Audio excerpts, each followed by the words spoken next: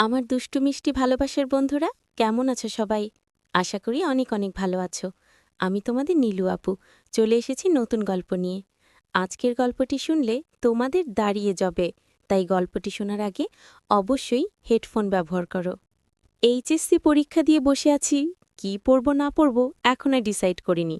বেকার সময় তো ঠিকমতো কাটছে না, তাই তাজিন যখন বলল ওর একটা ক্লাস 8-এর পড়ুয়া খালাতো বোনের জন্য একটা ভালো টিচার দরকার, আমি কি মনে করে রাজি হয়ে গেলাম। আসলে সময় কাটানোটাই আসল কারণ ছিল। সন্ধ্যার পরে তেমন কিছু করার ছিল না। প্রথম দিন তাজিনি নিয়ে এলো ওর সাথে করে। সেগুনবাগিচায় তোমাদের বাড়ি, সুন্দর দোতলা বাড়ি। ওরা বেশ বনেদি বললোক, দেখলেই বোঝা যায়। গেটের সামনে বেশ বড় একটা জামরুল গাছ। ঢাকা শহরে জামরুল গাছ সচরাচর দেখা যায় না। গেটে দারোয়ান ছিল, তাজিনকে দেখে দরজা খুলে দিল। তারপর নিজেই এগিয়ে গিয়ে একতলায় বেল টিপে দিল। ছোট্ট একটা কাজের মেয়ে দরজা খুলে দিল। আমরা ভিতরে গিয়ে বসলাম। সুন্দর করে সাজানো ড্রয়িং রুম। যে গুছিয়েছে বোঝাই যায় তার রুচি সত্যিই সুন্দর। দেশ বিদেশের নানা রকম ভাস্কর্য, শোপিস আর পেইন্টিং। অনেকগুলো প্লেনের মডেল। আমরা বসার একটু পরেই তমা হাজির। আপু কেমন আছো? এতদিন পরে। তাজিন ঘাড় নেড়ে বলল, ভালো। এই দেখ, তোর নতুন স্যার নিয়ে এসেছি। অনেক রাগী, তোকে একদম সোজা করে দেবে। তমা বলল, ইনি বুঝি আমার নতুন টিচার? বলেই সে কি হি হি হাসি। আমি বেশ ভ্যাবাচাকা খেয়ে গেলাম। এ কি বিপদ রে বাবা! এটা হাসির কি হলো? একটু পরেই একজন মহিলা ঘরে ঢুকল। মহিলা ঘরে ঢুকতেই মনে হলো ঘরের আলো যেন বেড়ে গেছে। প্রচণ্ড সুন্দরী এক মহিলা। কথাবার্তা যেমন সুন্দর তেমনি স্মার্ট। একদম অন্যরকমভাবে কথা বলে। কি মিষ্টি কণ্ঠস্বর! আমাকে পরিচয় করিয়ে দিল তাজিন। ওর বন্ধু দেখে আমাকে মহিলা অনেক প্রশ্ন করলেন। কোথায় পড়ি, কি করি, বাবা কি করেন, একদম ফুল প্রোফাইল আর কি। আমিও বেশ সুন্দর গুছিয়ে উত্তর দিলাম। উনি বেশিরভাগ সময় ইংলিশ মেশানো বাংলায় কথা বলছিলেন। বোঝা যায় হাইলি এডুকেটেড। তবে তখনও আমি একটা জিনিস জানতাম না, যেটা পরে জেনেছি। সব কিছু ঠিকঠাক হয়ে গেল। আমি সপ্তাহে 4 দিন পড়াবো, ফ্রাইডে অফ, আর দিনগুলো ফ্লেক্সিবল। যেদিন খুশি আসতে পারি, তবে সন্ধ্যা 7টার পরে আসলে ভালো হয়। তমা খুব ফাঁকিবাজ, তবে অনেক ব্রিলিয়ান্ট। পড়ানো শুরু করার পরেই বুঝতে পারলাম। তোমার টিউটর এত ঘন ঘন চেঞ্জ হয় কেন? মেয়েটা একের পর এক প্রশ্ন করতেই থাকে। তবে আমিও বেশ ধৈর্য ধরে প্রশ্নের উত্তর দেই, বকাঝকা করি না। ও গল্প করতে চাইলে গল্প করি। 1 ঘন্টা করে পড়ানোর কথা। বেশিরভাগ সময় পড়া শেষ করতে করতে 8:30 বেজে যায়। রাত বেশি হয়ে গেলে তো আমার আম্মু না খেয়ে যেতে দেন না। যেহেতু উনি তাজিনের খালা, তাই আমারও আন্টি ডাকা উচিত, কিন্তু এত ইয়াং যে ওনাকে আন্টি ডাকতে লজ্জা লাগে। ওনাকে দেখলে কেউ বলবে না যে ওনার এত বড় একটা মেয়ে আছে। মেরে কেটে ওনার বয়স 24 পার করানো যাবে না। কিন্তু যেহেতু ওনার এত বড় একটা মেয়ে আছে, সেহেতু নিশ্চয়ই 33 কি 34 হবে ওনার বয়স। আমি ওনাকে কোনোরকম সম্বোধন না করেই কথা বলার চেষ্টা করলাম। এতদিন ধরে তোমাকে পড়াচ্ছি, এখনও ওর বাবাকে দেখলাম না। একদিন ফস করে জিজ্ঞেসই করে বসলাম, তমা, তোমার আব্বুকে তো একদিনও দেখলাম না। উনি বুঝি অনেক রাতে বাসায় ফেরেন? তমার সাথে সাথে বই বন্ধ করে বলে, না স্যার, আব্বু তো মেরিন ইঞ্জিনিয়ার। ওনাকে ম্যাক্সিমাম সময় জাহাজে থাকতে হয়। তবে আব্বু ছুটি পেলেই চলে আসে। 3-4 মাস পর পর আসেন, মাসখানিক থাকেন, আবার চলে যান। এবার 4 মাস পার হয়ে গেল, তাও আব্বু আসছে না। বলেছে জাহাজ নিয়ে ডেনমার্কে আছে। ওখানে কি একটা ঝামেলা হয়েছে, আসতে আরও মাস 2 দেরি হয়ে যাবে। এখন বুঝতে পারলাম তোমার আম্মু সবসময় এত উদাস থেকে কেন। জীবনের বেশিরভাগ সময়টাই মহিলার হয়তো এভাবে একা একাই কাটাতে হবে। এরপর থেকে কেন যেন আমি ওনাকে একটু কোম্পানি দেওয়ার চেষ্টা করতাম। কখনো 7টার আগে গিয়ে হাজির হয়ে যেতাম।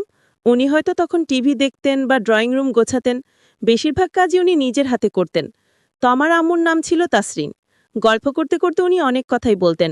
ওনার ছোটবেলার কথা, ওনার এক ভাই পাইলট, ওনারা এক ভাই এক বোন। তাহলে তাজিনের মা ওনার কে হন? আমি আর জিজ্ঞেস করিনি। কথা প্রসঙ্গে ওনাকে একদিন জিজ্ঞেস করে ফেললাম, আপনার বাংলাটা খুব সুন্দর। উনি হেসে বললেন, আমি কি খুব খারাপ বাংলা বলি? আমি বললাম, না না, তা হবে কেন। আপনার বাংলা খুব সুন্দর, আপনার ভয়েস অনেক মিষ্টি, কিন্তু আপনার টানটা যেন কেমন অন্যরকম। উনি হেসে বললেন, কেন, তাজিনের মা বুঝি খুব ভালো বাংলা বলেন? আমি বললাম, হ্যাঁ আন্টি, তো বেশ ভালো বাংলা বলেন। উনি বললেন, হবে হয়তো, ওর তো অনেক আগে বিয়ে হয়ে গেছে। তাছাড়া ওরা তো মঞ্জিলে থাকতো না। কথা শুনে কেমন যেন খটকা লাগলো। মঞ্জিল মানে? আমি আর ঘাটালাম না। পরে তাজিনকে ধরলাম। এই বলতো ঘটনাটা কি? প্রথমে তো ও বলতেই চায় না। পরে একটু একটু করে বলল, আসলে ওরা হচ্ছে নবাবদের একটা ব্রাঞ্চ। শুনে তো আমি আটকে উঠলাম। বলে কি? ওর নানা নাকি 2 বিয়ে করেছিল। বড় ঘরে ছিল তমার মা, আর ছোট ঘরে ছিল তাজিনের মা। তাজিনের মা আবার ওর মায়ের বড় সন্তান। ফ্যামিলিতে প্রবলেমের কারণে ওরা বড় হয়েছে মঞ্জিলের বাইরে। আর বাকিরা মোটামুটি জয়েন্ট ফ্যামিলির মতো বড় হয়েছে একসাথে। পরে অবশ্য সব ঠিকঠাক হয়ে যায়। ওদের মেইন ল্যাঙ্গুয়েজ নাকি উর্দু ছিল। তাজিনের নানা নাকি এখনও উর্দুতে কথা বলে। ভালো বাংলা বলতে পারে না। এইসব শুনে তোমার চক্ষু চড়ক গাছ। বলে কি? যাই হোক, সেদিন থেকে আমি তমার মায়ের সাথে আরও বেশি সময় কাটাতে লাগলাম। তমা বেশিরভাগ সময়ই আত্মীয়দের বাসায় ঘুরতে চলে যেত। সেই সময়টা তমার মা আমার অনেকক্ষণ বসে থাকতে হতো। সেই সময়টা তমার মা অনেক কথাই বলতো আমাকে, ঠিক যেন এক বন্ধুর মতো। ওনার 16 বছর বয়সে বিয়ে হয়ে যায়, 17 বছর বয়সে বাচ্চা। উনি দুঃখ করে বলেন, ওনার অনেক স্বপ্ন ছিল, অনেক লেখাপড়া করার ইচ্ছা ছিল, সেগুলা কিছুই হয়নি। ওনার হাজবেন্ড বেশিরভাগ সময় শিপে থাকে। ওনাদের মধ্যে একটা দূরত্ব হয়ে গেছে। আমিও যেন বয়সের তুলনায় অনেক বেশি বুঝতে শিখে গিয়েছিলাম। আসলে এত কম বয়সে এত বেশি যে হয়, হয়তো নারীদেরকে অনেক বেশি বুঝতে শিখে গিয়েছিলাম। মেয়েরা সবসময় একজন ভালো শ্রোতা খোঁজে, যাকে সব বলতে পারে। আর আমি বাজি রেখে বলতে পারি, আমি একজন খুব ভালো শ্রোতা। তখন ব্রিটিশ কাউন্সিলে একটা কোর্স করছি, কাজেই ইংলিশটাও প্র্যাকটিস করার প্রয়োজন। তমা মাঝে মাঝে ইংলিশে প্রশ্ন করে বসে, আমিও ফাটাফাট অ্যান্সার করে দেই। আমরা দুজনেই একজন অপরের কোম্পানি খুব পছন্দ করতাম। আমার মনে তখনও পাপ ঢোকেনি। কিন্তু হঠাৎ একদিন একটা ছোটখাটো ইনসিডেন্ট হয়ে গেল। বিকালে আমরা বন্ধুরা মিলে রেগুলার ক্রিকেট খেলতাম। সেদিন ক্রিকেট খেলে ঘেমে মোজা খুলে অনেকক্ষণ ধরে শাওয়ার নিলাম। এখন তমাকে পড়াতে যাব।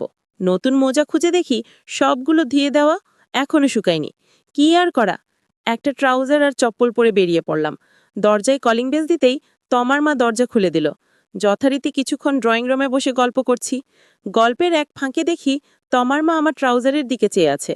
ওনার দৃষ্টি অনুসরণ করে দেখি আমার বাবাজি কোনো এক অজানা কারণে তুষ্ফিত হলে আছে এবং তমার মা সেদিকে দেখছে। আমি বেশ অস্বস্তি বোধ করলাম, কিন্তু ব্যাপারটা পাত্তা দিলাম না। তমাকে পড়াতে গেলাম। আমি চা কফি কিছু খাই না, তাই তমার আম্মু হয় আমাকে বাদাম পেস্তা মেশানো লস্যি পাঠাতো, নয়তো ফালুদা। তমার মায়ের হাতের ফালুদা, ওহ, অপূর্ব স্বাদ। তমা পড়তে পড়তে হঠাৎ বলে, স্যার আমি আসছি, বলেই দৌড়। আমি বুঝলাম টয়লেটে যাচ্ছে। আমি বসে বসে পাতা উল্টাচ্ছি, এমন সময় তমার মা ছোট একটা ট্রে নিয়ে হাজির।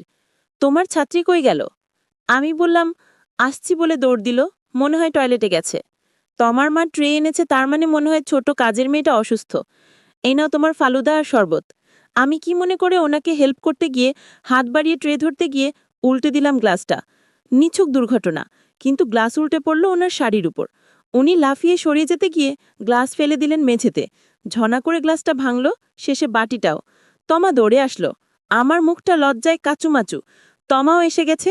ও দরজার কাছে দাঁড়িয়ে হি হে করে হাসছে। তমার মায়ের শাড়িতে লেগেছে।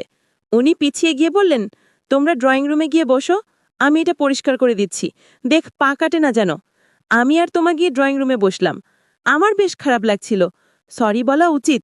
আমি বললাম, তমা তুমি একটু একা একা পড়ো, আমি তোমার আম্মুকে সরি বলে আসি। আমি ওর আম্মু রুমের সামনে দাঁড়িয়ে নক করতে যাব, এমন সময় দেখি রুমের দরজা আধখানা খোলা, আর উনি শুধু ব্র্যাটা পড়ে আছেন। দেখা যাচ্ছে আমার সাথে চোখাচোখি হয়ে গেল। আমি যে কি ভীষণ লজ্জা পেলাম, কিন্তু তমার মা বোধহয় লজ্জা পায়নি, বরঞ্চ একটা ছোট্ট হাসি উপহার দিল। এই হাসিতে কি ছিল জানি না, তবে কেন যেন মনে হয় আমন্ত্রণের হাসি। আমার কান নাক চোখ সব গরম হয়ে গেল। আমি ওই মুহূর্তে ড্রয়িং রুমে চলে এলাম। কিছুক্ষণ কথা বলতে পারলাম না। তমার মা বেশ কিছুক্ষণ পরে এসে বলল, তোমাদের রুম পরিষ্কার হয়ে গেছে, চাইলে যেতে পারো। আমি ওনার দিকে তাকাবার সাহস পাচ্ছিলাম না। আমি সেদিনের মতো পড়ানো শেষ করে বাসায় চলে আসলাম। পরদিন যাব না করেও কি মনে করে 7টার আগে হাজির। তমার মা যথারীতি দরজা খুলে দিল। আজকে গেটে দারোয়ানকে দেখলাম না, হয়তো কোনো কাজে পাঠিয়েছে। আজকে তমার মা একটা অফ হোয়াইট শাড়ি পরেছেন, অপূর্ব সুন্দরী লাগছে যেন, সত্যিকারের এক রাজকুমারী। একটু কি সেজেছে ও? হ্যাঁ তাই তো। আমি খানিকক্ষণ অপলক দৃষ্টিতে দেখলাম, তারপরে ড্রয়িং রুমে গিয়ে বসলাম। তমা বাসায় নেই। ওর মা বলল, আজকেও নানাবাড়ি থাকবে। আমার বুক ধুর ধুর করে কাঁপছিল, তবু আমি সোফাতে বেশ স্বাভাবিক হয়ে বসার চেষ্টা করলাম। অন্যদিন তোমার মা আমার অপোজিটের সোফাতে বসে, আজকে আমার পাশে বসেছে। ওনার থেকে হালকা একটা পারফিউমের গন্ধ বাতাসে ভেসে আসছে। আমি আচ্ছন্ন হয়ে যাচ্ছি কোন এক মাদকতার। আজ তো কিছু কথাই বলছো না, কি হয়েছে তোমার? আমি নিজেকে স্বাভাবিক রাখার চেষ্টা করেও পারছি না। তোমার মায়ের নিচে চোখ তুলে তাকাতেও পারছি না, দরদর করে ঘামছি। তুমি সুস্থ আছো তো? বলেই উনি আমার কপালে হাত ছোঁয়ালেন। উনি কপাল, গাল আর গলায় হাতের উল্টো পাশে রেখে বেশ কিছুক্ষণ ধরে পরীক্ষা করে বললেন, জ্বর নেই তো, ঘামছো কেন? আমি এবার মুখ তুলে তাকালাম। আমার চোখ হয়তো লাল হয়ে গিয়ে থাকবে। মুখ, কান, নাক সব দিয়ে আগুন বেরোচ্ছে। আমার হাত কাঁপছে। এ কি হতে যাচ্ছে? তোমার মা টেবিল থেকে টিস্যু নিয়ে আমার কপালের ঘাম মুছে দেওয়ার জন্য কাছে এলো। একদম কাছে, যেখান থেকে ওনার শ্বাস শোনা যাচ্ছিল। কাছে টানলাম, উনি বাধা দিলেন না, বরঞ্চ টিস্যুটা মেঝেতে ফেলে দিয়ে নিজের হাত আমার ঘাড়ে রাখলেন।